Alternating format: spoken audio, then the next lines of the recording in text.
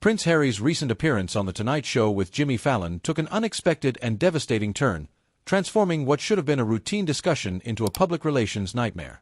Initially, Harry joined Fallon to discuss his charitable work, a topic that should have resonated positively with the audience. However, things quickly spiraled out of control when the conversation veered into personal territory, particularly when Harry began speaking about his life in America, his plans with Meghan Markle, and their decision to raise their children in the U.S. What started as a light-hearted interview soon turned into a tense standoff between Harry and the audience. A vocal minority began heckling him, with some demanding that he leave the monarchy and return to the UK, while others chanted Meghan's name. Despite Fallon's efforts to steer the conversation back to safer ground, the hostility only grew more pronounced. The mood shifted from uncomfortable to outright aggressive as boos echoed through the studio. Harry, visibly shaken, attempted to defend his life choices, but his responses were consistently drowned out by jeers from the crowd. The prince, unaccustomed to such public scorn, struggled to maintain composure, making the situation even more uncomfortable to watch.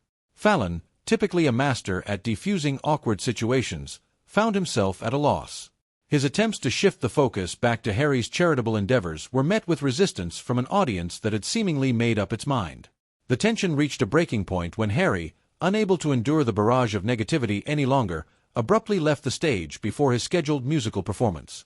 His departure left Fallon standing alone, attempting to salvage what remained of the segment, but the damage had already been done. The fallout from the interview was immediate and widespread.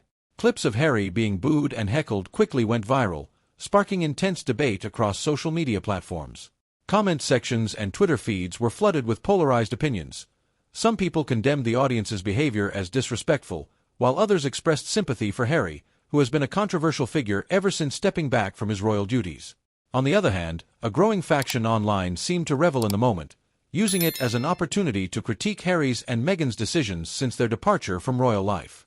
Speculation about the cause of the audience's hostility ranged from accusations that royalist factions had organized the heckling to frustration over Harry's perceived hypocrisy, criticizing the media while simultaneously using it to promote his various ventures. Others pointed to a general sense of disillusionment with Harry and Meghan, both in the UK and the US. This incident seemed to encapsulate the public divide. While some still see the couple as victims of an outdated monarchy, others view them as opportunists cashing in on their royal connections while bemoaning their lack of privacy. In the days following the debacle, media outlets were abuzz with analysis and criticism.